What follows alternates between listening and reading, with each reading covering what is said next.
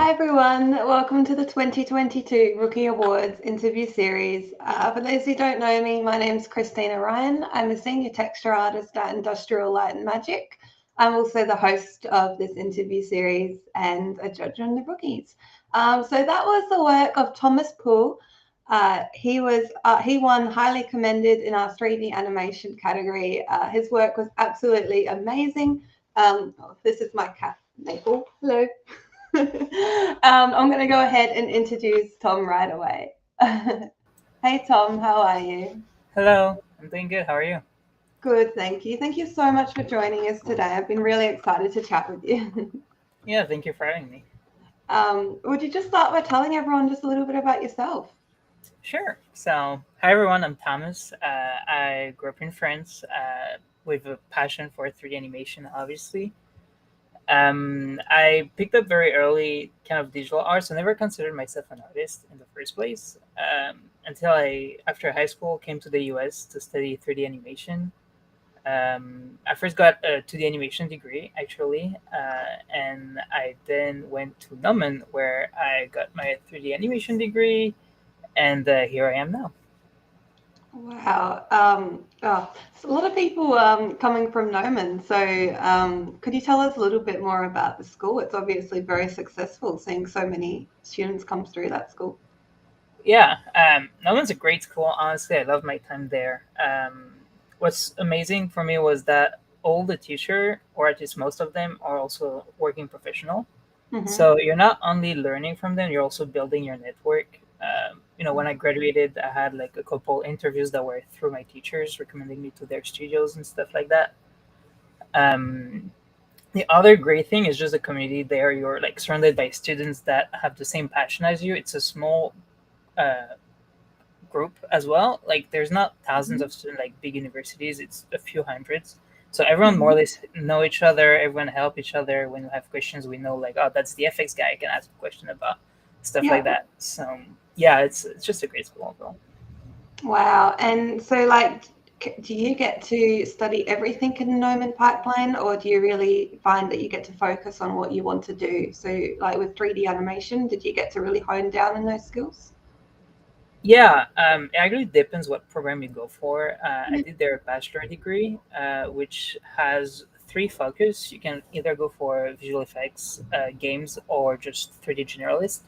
Yeah. Um, though at the end of each program, you have electives you can choose from to further specialize yourself.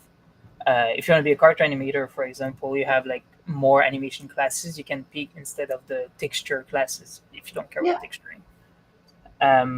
So I did the 3D generalist track, and most of the students and professor teaches non-stylized stuff, which Yeah.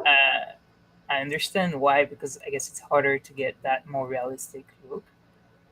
But there's a lot of opportunities to actually do stylized work as well and get good critiques from teachers that are from stylized studios too. So yeah. Wow, that's great that you get to really pick and choose what it is you want to do in the school. At what point in your life did you just go, this is what I want to do. I want to do 3D animation. Was there When I like was something during that inspired you? yeah, so I was during high school. I was not very good overall in high school, and Oh, I wanted to do like more sort of engineering path originally, but my grades were yeah. just not up to speed. And in France, it's kind of hard. Like you don't have a general university you can go to and catch up. It's like if you don't have good grades from high school, you don't get to go to good schools. Oh, okay. Um, or specialized schools. So I just turned toward what I was doing in my free time, which was, Photoshop, After Effects, that kind of digital art stuff. And I obviously love movies, so I was right away drawn toward 3D animation movies, stylized stuff. Um, so yeah, that's when I decided I wanted to do that, and I knew I wanted to work for Disney, DreamWorks, Pixar, those big studios. So I decided to move to the US by myself alone. That was a scary experience, but Oh my I gosh. did well in the end. And yeah, Wow. that's when I started my journey here. Learning 2D animation first, and 3D animation, etc. So did you move to LA for Noman, or had you already moved there? No, I moved for learning English originally. I was supposed to come for 1 year in the US. Yep. I had started during that year my 2D animation degree at Santa Monica College. So after that 1 year had passed, my mom offered me to let me stay longer so I could get my degree, which I did. And then I had a 12-month work permit, and that's when I kind of faced reality. My reel or portfolio was just not good enough to get in the animation industry. So I ended up working at like how you call it, a startup as a graphic designer, Hmm. and it was a terrible experience, but I learned a lot from it. And when I joined Nomen, I knew that every single hour I would put in my work should be, or at least I should try to make it real worthy, you know. And Hmm. I did that for 3 years at Nomen, at long long nights, and Wow. and yeah, I graduated in March with that reel, and I'm now working. Wow. It's like, it's just crazy to think, you get up and you go to LA and you move there to chase your dreams. It's such a scary idea, but I mean, it was all worth it. Tell everyone about where you're working now. Yes, I'm working at Dreamworks in their Oh TV my God. department. So exciting. Like Dreamworks, I was saying to you before, is literally what inspired me to get into this industry. So very happy for you. Can you tell us a little bit about your role at Dreamworks? I know you can't probably talk about what you're working on, but Uh, yeah. yeah, so I'm a lighter compositor. The way Dreamworks work is kind of interesting. They have that group that they call the Hub, which I'm part of, and then they have the show team. So what happened is the Hub kind of takes care of the pipeline, does some R&D, and help develop the look of new shows. And Hmm. then we pass that work to the show team, which will basically use our presets, use our pipeline to develop the shows. And Oh, okay. and that's the fun part for me, is because I'm part of the hub and not assigned to a specific show. I get to do a lot. Like in the 4 month now that I've been working there, I worked on 6 or 7 different shows already. Wow. Um, yeah, it's pretty insane. It goes so fast, and it's a lot of different styles as well. It's not just a generic 3D look now. Yeah. I feel like since the Spider Verse, there's been a lot of push for a more stylized, unique look, and that's what we're doing. So it's very exciting. Oh, wow. It's hugely exciting. I have to look out for your name in all of the credits. Yeah. So, Tom, could you just tell us a little bit about what made you into the rookies? And guys in the audience, if you have any questions, feel free to pop them in the chat. It's a great opportunity to, chat to people in the industry and, get some advice as well. So go Um, ahead. so the rookies is I entered the first time, well, the year prior in 2021. It's just, I think, a great way to get your name out there. It's like it's probably the most important contest you can enter as a student, and it's also something you can add on your resume. And I believe that's also something, if you win something, that can be used to help getting visas Yes, that is overseas. true. Yes. Yeah. So it's just very important overall, and then it can help build your network because people see your name, they contact you on LinkedIn, stuff like that. So yeah, that's why I entered the rookies twice now. Can you tell us a little bit about your rookies entry specifically? So, I mean, you had quite a few pieces within your rookies. So, um, were these all like projects throughout your 3 years of studies at Noman? Yeah, so it's actually my last year of study at Norman. That's all the pieces that entered my demo reel. Yeah. Basically, I started um, about 4 terms before graduation, so about a year.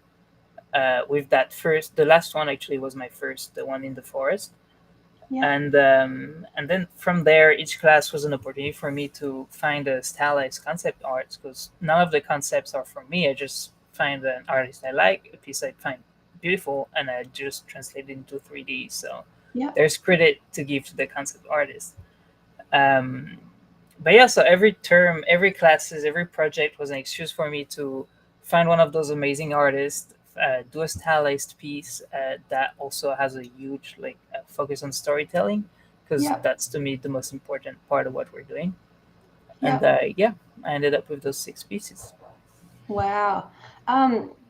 This is just something for me to understand a bit better. So I found that a lot of students they find concept art and then they turn that into 3D. Now I think that's fantastic because so one of the biggest things to stop people from doing work is just coming up with an idea, right? It's just so hard. So I don't know. Can you tell us a little bit about finding the concept and how that works? Do you have to contact the artist or and all of that? Yeah, so I've always been told I should contact the artist. I have never done so and scared of being told no. Um, but I think it's still a good thing to do. I think in the class realm, when you're studying, I think it's fine to not necessarily contact the artist. But when you're a professional, I think it's more important, Mm, um, because you have like sort of a reputation, and you're not just doing a class; you're doing a project for yourself now. mm, And yeah, to find those pieces, I usually just go on ArtStation, filtered by stylized, because that's what I'm yeah, looking for. I yeah. just scroll down and down and down and down until I find what I like. I have like a huge collection of pieces I want to do eventually. Wow, I like it's just something that I'm even thinking that I'll probably do for my next piece because it's just great to yeah, just get inspiration. Hey. Oh yeah, 100%. So Mark in the chat has just said, do companies employ people from abroad, animators?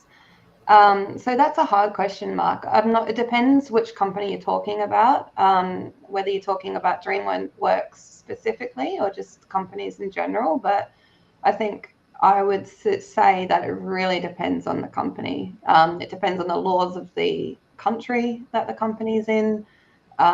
Or there's so many different factors. So I know, so ILM doesn't like ILM Sydney. You have to be in Sydney to work for there. Um, Dreamworks, you were saying that they want you on In campus, don't person. they? Yeah, yeah. Yeah. So I think, Mark, there's definitely remote opportunities out there. I've got a lot of friends that do remote for like overseas and whatnot. They just have to obviously make sure they work the hours. But yeah, it would be best just to contact the studio that you're trying to apply for and just find out directly. I find that if you work in a studio for a little bit first and you become a valuable employee, they're probably more likely to let you work remote afterwards. But again, situation depends on the company. And also, yep, there's another question about contacting the artist. If they have only contact for business set on, say, ArtStation, should you not contact them about using a concept they have? So yeah, I think like in a professional world, for sure, like you would definitely contact them. We were just saying as a student, I think, if it's just for learning, but in an ideal situation, yes, you would contact them. And I think if it was for a movie or anything that was making money, that would be a very, very different situation than just doing it for your personal work. What do you think, Tom? Oh, that's for sure. Yeah, if you're making money off of it, you have to contact them first. That's not a question. Yeah, That's their copyright, right? So they have a right to say where it goes. But yeah, as a exactly. student, I think it's fine. It's better to contact them. But if you don't, still always give credit. Mm, I've actually have had most of the artists I've used concepts from. I've always given them credits on Instagram, and yeah, a lot of them actually shared my work afterward wow. on their pages, which was very nice. And that's the thing, hey. It's like if you give credit where credit's due, you can almost widen or broaden their audience as well by promoting your work, but then you're also promoting theirs. So I think there's definitely something, if you put something online, you'd sort of expect people to look at it and that they can make it their own. But yes, credit is really, really important. Good point, Tom. Um, so do you have I guess my next question is an inspiration behind some of your rookie pieces. So I know that the concept art is a big part of that, going down and finding something you like. do you find yourself, I guess, drawn to a particular style, or is there a particular element you really look for when deciding on a piece? Yeah. Inspiration wise, I tend to be attracted by the more organic stuff. Like there's leaves in that piece, there's that piece with the big tree, the valley with the giant and the cows. I just love nature pieces more than buildings or city kind of Yeah, setups. But what I'm looking for first is storytelling. Like I want a strong storytelling piece, and I always try to find a way to improve upon one skill or learn a new software. For example, right now I'm working on a piece that's going very slowly, but I'm using that as an excuse to learn renderman and grooming, look dev, and lighting in Houdini as well. yeah. So right now I just have your the Viking piece up there. Goodness, can you tell me a little bit about like what software you use, what the procedure was for all of this? Because you did all of this yourself, didn't you? Yeah, I did. Yeah. What was the most challenging part? Let's go with that. I think the most challenging part for me was obviously, I think the giant. That was my first really detailed character that I made, and that was also I did that project for class where we're learning about texturing skin and characters Yeah, in general. Um, so that was the most challenging part, I think. As for the process, that's my longest piece as well. This one took me 20 weeks, 2 terms at Nomen, wow. because I did 10 weeks for just the character and then 10 weeks for everything else. Oh Um, wow. I guess you could duplicate the cows around, or did they have unique fur patterns, or are they all the same? They look I annoying. believe, okay, I believe there's 48 variation of the cow. 48. But so what I did is I modeled one cow in a T pose. I gave it a basic rig, and then I gave it 4 different poses and 4 different fur pattern with 3 different color. And by just doing different combination, I was able Yeah, to get many iteration of the same cow with yeah, obviously different size, and that's how it looks more, yeah. organic. No, that's great. It's similar to what we do in VFX. Like if we need multiple different variants, we can either create different textures, but it's just if you keep some things procedural, you can just move a couple things around and you can get some really different looks. And the background, I mean, is that all 3D as well, or is that It nothing? is. It is 3D as well. Goodness. That that's my least favorite part of that project. I used World Machine to generate the terrain in the background and the mountains, What's that? and World machine. it's another software kind of like Gaia, or now you can do it in Houdini as well with the height maps Yeah. and stuff like that. It's just terrain generation basically.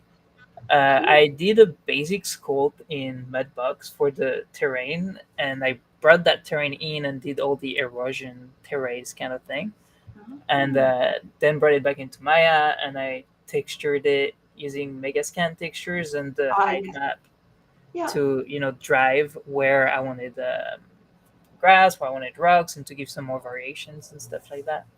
Yeah. And then I just scattered trees on it. I believe it's 2 or 3 different trees that are same thing, 2 or 3 different random generation from speed tree, and just scattered Yeah. them all around. Yeah, easy. Well, I mean, it's a huge piece, so many different elements. So well done for getting it all done. I think a lot of people probably would have just stopped at the giant and done a turntable, right? But you've done a whole environment as well. Yeah, it's the storytelling. Exactly, exactly. Hello. Oh, my cat wants just very clingy today. And how did you do the fur? What program did you use for that? The hair in this piece is all XGen. Yeah. It was XGen. Nice. Very nice. Oh my god. So Tom, I was hoping you might be able to share your screen and maybe show everyone a little bit of behind the scenes of how you created some of these awesome pieces. Yeah. I don't know. Oh, that's my job to get it up. Sorry. There we go. All right. So we're looking at this one. So this is the piece I called Bicycle Dream. I believe the original name is Don Quixote or something like that. It's a very strong storytelling piece. I interviewed with Pixar, and that was their favorite one, so I was kind of proud of that. Yeah.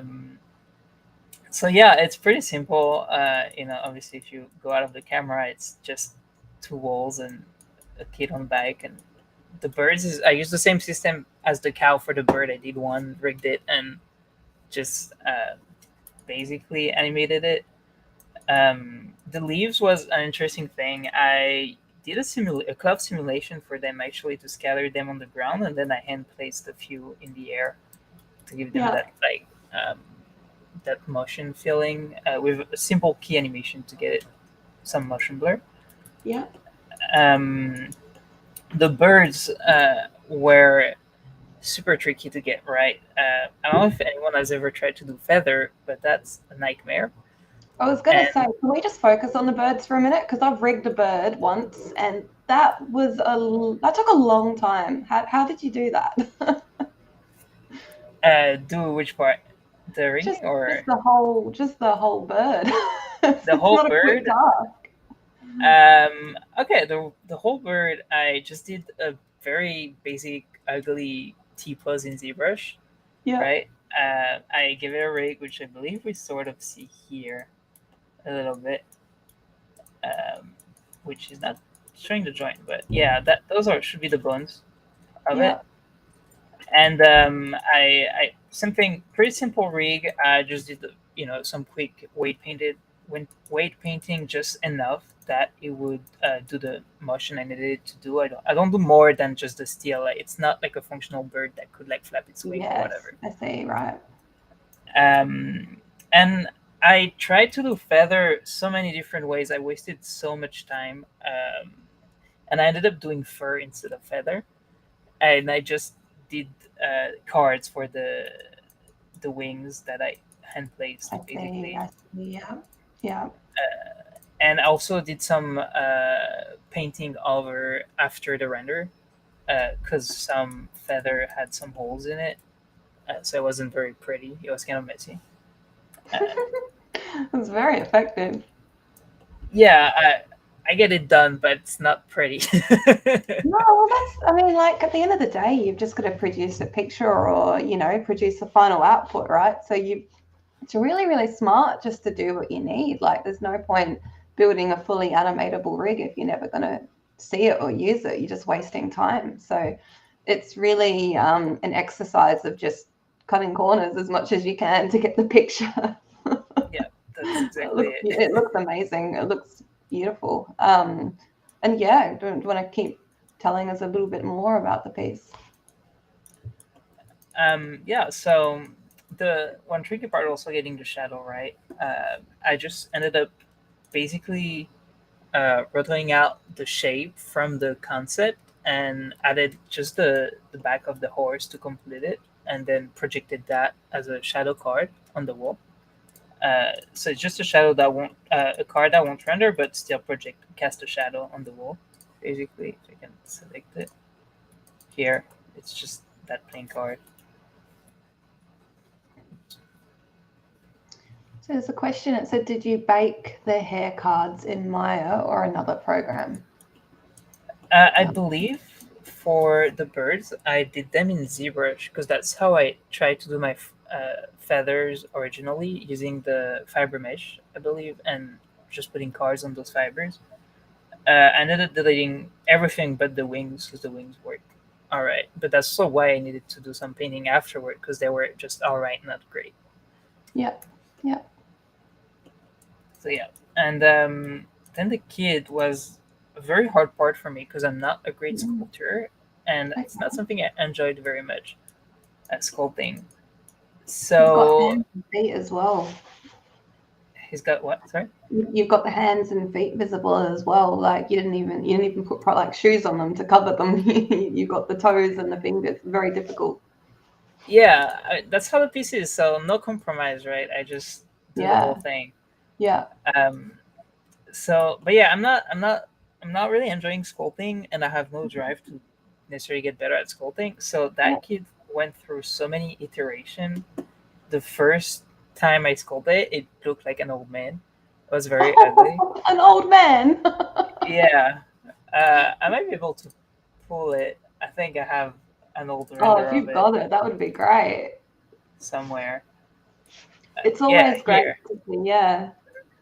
Oh, It has wow. to like droopy It's just the cheeks or cheeks. whatever. Yeah. I was trying to match basically like that circular shape Yeah. here. Yeah, It yeah, did not work. Sometimes you can't match exactly, but you gotta make it yeah, make sense, right? It's a kid; it needs to look like a kid. exactly. Concept artist gets away with so many like scribbles or Yes. uh, easy strokes, Yeah, which it's an art to make a stroke look good. Like yeah. that piece is just strokes. You can't make out what's doing that leg, right? But it just looks so pretty.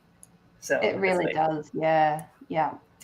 um, so yeah, the kid was a real challenge, but eventually I got it to work, Hmm. and then we got the nice result. I'm trying to look for before I put in the closes on him. I know I have a render somewhere. Yeah. It's great to see your whips as well. It's quite inspirational to see, like, it's okay to sort of, it doesn't look like this straight away, which is great for people to see that. There we Yeah, go. so I basically just got the bike sort of model to be able to block out the position, Yeah. and then I focused on making the kids, the hair, the eyebrows, the Hmm. eyelashes, the eyes, the peach fuzz, Oh, peach fuzz, beautiful. and the skin displacement, albedo, all of that to look Hmm. good with just a very simple light rig. And then you know I did the cloth in Marvelous Designer, Yeah. and that's what we got here. Obviously, you have. I'm trying to look for the final render now.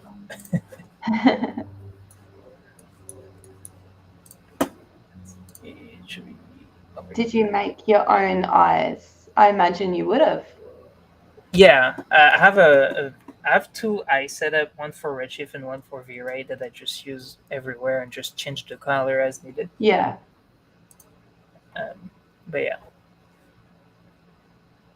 Yeah, it's pretty standard to make those sort of things once and reuse them. yeah, that's I try to recycle my assets more and more. Like the kit actually here is the same as in the piece with the giant in the valley. Oh, So beautiful. I just reuse the same T pose kit, give it a different pose. Once Yeah. it's posed, I always sculpt again on it to give it a more Yeah. unique look and correct the the bending of the limbs and whatnot. And yeah, so this way I didn't have to redo a whole sculpt. I didn't have to re-UV to redo the skin textures, etc. Yeah. Especially since it's so small. Yeah. That would have been a waste of time doing that all over again. Very true. So yeah, Yeah, it's almost like you could just build yourself a little library of base objects, and it makes the next project a lot easier, which is great. yeah, it's like building a texture library but of Yeah. geometry. You know. Yeah. Yeah. I'm doing the same thing at the moment, making a base mesh. Just trying to remember how to do that. Yeah, I always watch the same videos that lay out how to make good topology, and then Yeah.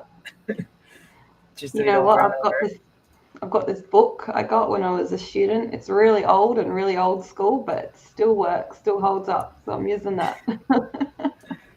There's some things that never change. When it Yeah. works, it works. Yeah. Um, so yeah, that's the this piece. Oh, If you want thank to you take for a look at sharing. the texture here, Yes, this is what I want to see as well. I that's always very get so messy. excited. There's a lot of things that don't look right in substance because I don't use the substance material per se. I just kind of create, for example, the I know all the cloth I have is super shiny here, Hmm. but it's because I just use like their roughness pass Yeah. just to make specific masks that I use for something else.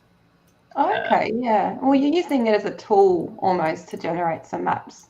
Do you bring Yeah, these maps into Mari afterwards to top them up, or do you bring them into Shader? I do it in V-Ray afterward in Yep, Maya yep, directly. I just, for example, I think the roughness here I use for the sheen on the yep, cloth to have yep, it that nice soft fall off. yep. And the skin here is not the skin because I did the skin in Mari. Yes. This is just the mud that I did, Ah, I see. and the white is the mask. So that's why in the final piece, if I can end up finding where I stored it somewhere, there it is.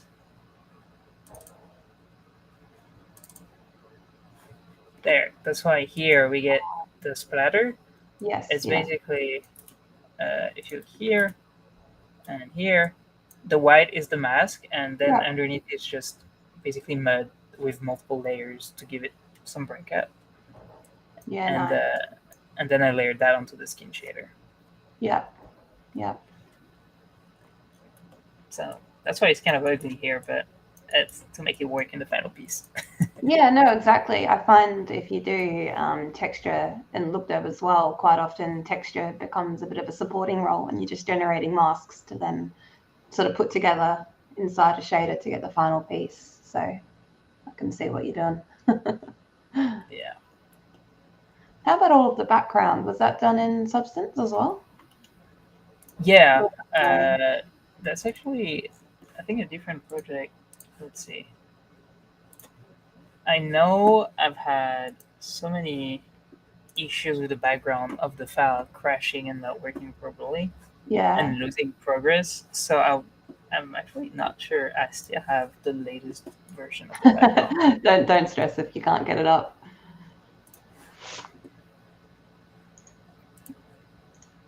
Just add that.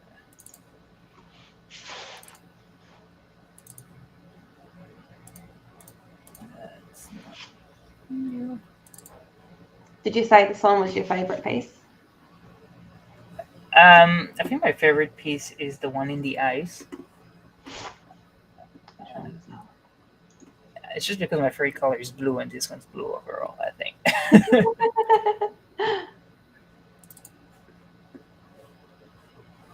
You got so many pieces, like it's crazy. Oh yeah, the ice one.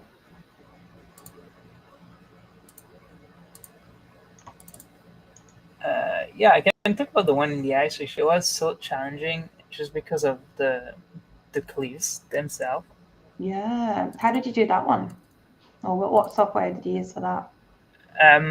The cliffs are just Megascan rocks that I retextured Yep. uh, to get the geo, and they're basically all refractive and subsurface and everything, and that's why it took forever to render. Yeah, yeah. I actually couldn't render through like the. I had to do an IPR render and just stop it after some time and save that render because Yeah. it would crash if I start to just if I try to just start the render normally, it would just crash. Wow, was that Uh, heavy? it was It's so yeah. heavy. What part of it was heavy? Was it the mountains in the background, or the flowers, or the No, it's I think it's just the mountain. There's like a lot of rocks put into each other to give it yeah, the right look with the concept, and they're super thick, and there's lots of refraction, subsurface, and normals layered on top of yeah, each other, which yeah. I usually don't like. Pretty crazy. Um, Yeah, I didn't do much optimization to be honest either. So because I could just let it run for 20 hours, I did. yeah, Um, Obviously, now in production, I won't be able to do it, so I have to do some optimization on it. yeah, yeah, yeah. Exactly. And I mean, you were just producing a still image, right? You weren't creating multiples, so um, This was actually animated. so, This is the fun part yeah, is I really used render layers on this one to get the animation. So the background's just a still, and then a layer over yeah, yeah, the different moving parts as well. exactly. And that way I was able to get some very easy animation. quickly. Yeah, like it just gives it just enough just to give it some life. Something I was going to say as well, which I find really cool. You mentioned you use mega scans in the background, but you've made it stylized, which is pretty cool. So you must have edited because they're realistic maps, mega scans. Yeah, so I did not use their maps, I just used the geometry, and I think you can get a lot of stylization just through texture, because it's Yeah, just so, exaggerated features and high saturation kind of look. yeah, very clever. Mhm. Goes to show that, yeah, what you can do with it. It's great. Yeah, I also used Houdini for some snow scatter Yeah. on the top surfaces, Ah, yes, yes. and the normal pass to just put a white layer. There's some pieces On the that don't top, yeah. have any snow geo, but it just feels like it. Yeah, nice. Oh, thank you for sharing all of this, Tom. It's really valuable to everyone watching. Yeah. Okay. What are we doing? Are we opening up another one, or are we? I'm looking for the environment of the kid, which I think might be this one. There Oh, we go. that's just the ground. Uh, so this is not it. So Mark, I got to go as it's late now in Egypt. Oh, it is very late. You mentioned mega scans. Do you mean just a text or is that a website? So mega scans is like it's a subscription. Is it subscription based? And it's just a series of textures, geometry. It's just an online resource, an online library to download a bunch of different resources. I'm not Yeah. There we go. I'm not sure what the pricing is, what the costs is. We get it at work. It just, I mean, I say we get it for free, but they obviously pay. But it's great to just get resources, and it's perfectly acceptable to do so. Like you don't have to recreate everything from scratch, because in the industry we certainly don't. So, yeah. Yeah. Thanks for joining, Mark. Go to bed and get some sleep. Hopefully, it's not too late for you. Thanks for joining. Yeah. Have a good night, Mark. I didn't realize they had objects as well. I thought it was just textures. That's cool. Yeah, they do. They have planes. They have frogs. They have like CD assets, which I never used because I don't do CDs.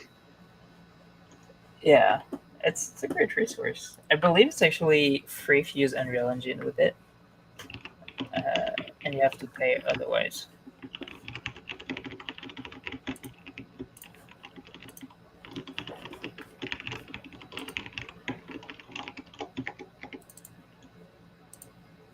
Yeah, so I don't think I'll be able to find the environment.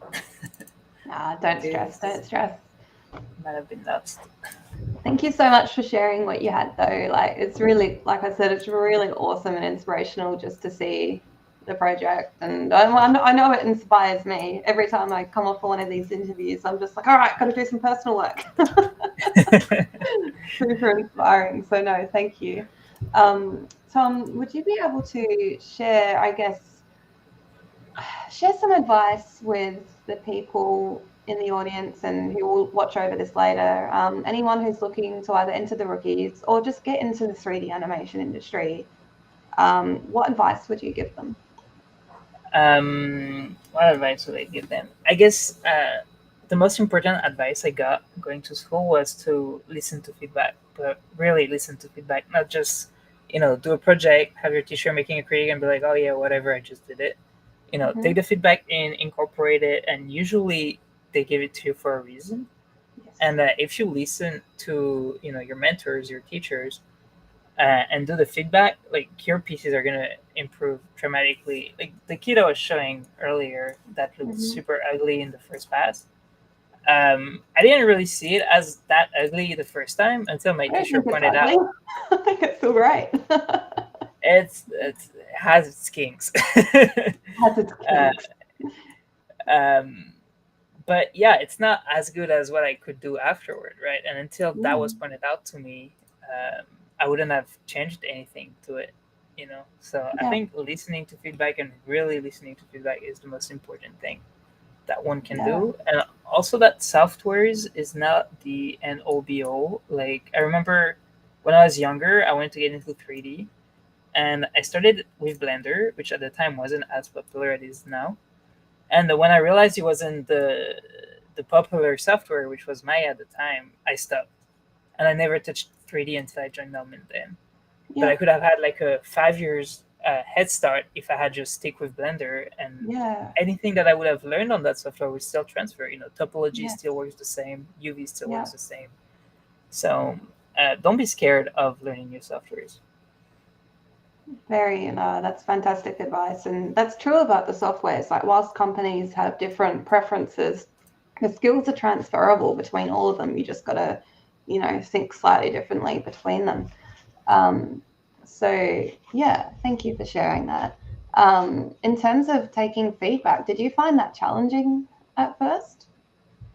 It is sometimes where I find it the most challenging. It's when it's someone that's kind of your level, like your Yeah. classmate. Um, Sometimes more challenging because you're like, why would you know better than me? You're my classmate. Well, when Yeah. it's a teacher, there's that authority. Um, and your classmate might be better than you in certain cases, or have a different eye or fresh eye, and it's always good to still listen to them.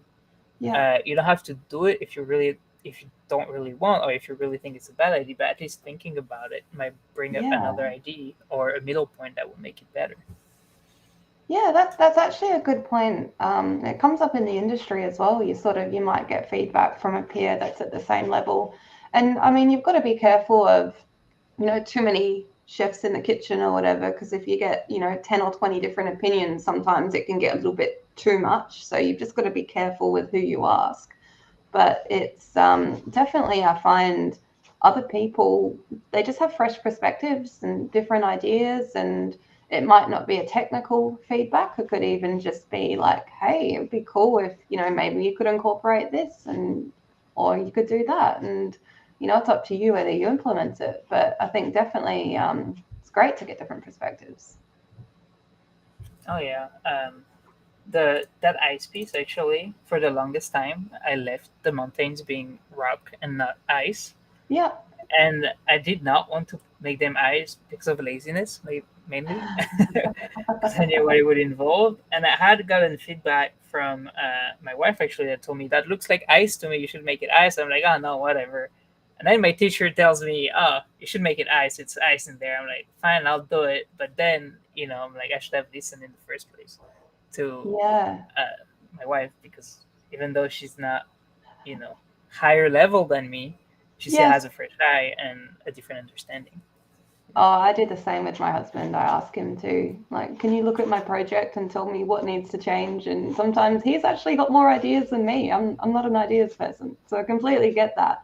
And I love the blue. The ice of the blue just complements the red so well. It also feels very symbolic. I don't know, like there's something about it which is really beautiful. Um, Someone in the audience has asked another question. How many lights and what kind of lights did you use to illuminate the warrior boy night scene? So I assume that's the ice scene we were just looking at. Um, Yeah, they've asked if you could show them to us. I'm not sure whether you have the file and how easy that is to open, but even if you were just to explain it. it's this far, right? That's the kid night, Oh, this one, I yes. think. The warrior Uh, boy. Yeah. yeah, I have two lights in it. I think I Only have the two lights? field that it's basically a dome light just for reflection that I use, um, especially for the window, because there's nothing behind it. It needs to reflect something because it can be transparent. And then just a sunlight for the directionality of it. I think I might have, because I see I have a sunlight and a directional light. So Yeah. I think I might be using the sunlight as a general light for everything, and the directional Yeah. light just for the cast shadow of the card. But yeah, it's really it. Three lights, one dome light for reflection and feel, and then just a key light. And did you have a HDRI in there at all, or like an Yeah, environment yeah, light? Yeah, yeah. that's it The there. the feel is my HDRI for reflections as well. Oh, okay, nice. And did you just like bring in a random image that somewhat matched your scene? Yeah, I went on HDRI Evan. Oh, I love HDRI Heaven. It's great. There's not a better site. No, for like it really is. HDRI. Like I've used it forever. Have never needed anything else. Yeah, I just went into I think outdoor and Yeah, urban because it's supposed to be a street, and from yeah, there just scroll until I find something that matches. yeah. No, that's great. That's, obviously like if you're trying to match something on set identically, you want to have a HDRI that matches what was filmed. But for 3D animation, and it's obviously you just get something that matches as much as you possibly can. I do the Yeah, same thing. just a street is enough. It doesn't have to be the same building because it's just Yeah, reflections. yeah, exactly. It's great. Oh, thank you for sharing that. Well, if no one else has any questions, I think we might wrap up there. But Tom, thank you so much for joining and for sharing all of this. We got one more chat. Polyhaven is all three combined. They have models too. Oh, Polyhaven. That's Have you true. used that one? Yeah, it's basically HDRI Heaven. They evolved to Poly Heaven. And they do more than just HDRIs now. Goodness. So, All of the things we have now. Yep. Is It's this the same free? person. It is. It's the same. So if you go into HDRI, you have Oh my HDRI Heaven. gosh. Then you have And you've got textures and textures models as now. well. Ah, there's a donut. Look at that. Yeah, it's crazy. If you had to animate that scene, would you simplify or keep the lighting rig you have? I would keep the lighting rig I Yeah, have. Uh, 2 lights is very simple to start with. yeah, Uh, yeah, at work we have light rigs that have like 8 lights sometimes, and it's yeah, fine. yeah. I mean, the So only yeah, reason you'd really need to change your light rig is if you need to artificially like highlight the character or do something. Hey, like if you needed to follow it, it's not really natural, but it might help tell the story. yeah. Yeah. No, I wonder if Tarragon Gamer, are you an inspiring, like you trying to be a lighter one day? It's great to get some advice, and thanks for asking some questions and being involved. And thank you all. We've had a great audience today. Lots of questions, very engaging. So yeah, no, Tom, thank you once again. Keep in touch, and I'll keep following your work, and can I follow you on ArtStation or something? Can we all follow you? Yeah, if you want. Is it just I'll just search your name and I'm sure we can find it. Yeah, I believe it's going to be the same as my. I think you can find it on my website as well. Yeah. Can you pop your website in the? Do you have access to the chat? Do I have access to the chat? Can you answer in the chat or not? I don't think I can. I can send a private message. Maybe. Just so if people want to follow you and keep watching your art, I just thought I'd pop it in the chat and then go from there. Yeah. Let's see if that Thanks, Ryan and works. Christina. I love that. Here we go. I'll just copy that into the chat for everyone. All right. Go follow Tom, everyone. All right. Well, yeah, Tom, you have a lovely day. Is it daytime? Oh, no, it's nighttime over there, isn't it? It's evening, yeah. Oh, it's really late. 39. All right. Well, have a lovely night Thank you. and stay in touch. And if you ever need anything from us, reach out, let us know. And thank you for just being such a wonderful member of the community and for inspiring everyone else. Yeah, thank you so much for having me. That was fun. Wonderful. All right, guys. Yeah, I'll leave you with Tom's demo reel in case you didn't see it at the start. And stay tuned next week for our next interview. So see you later. Bye.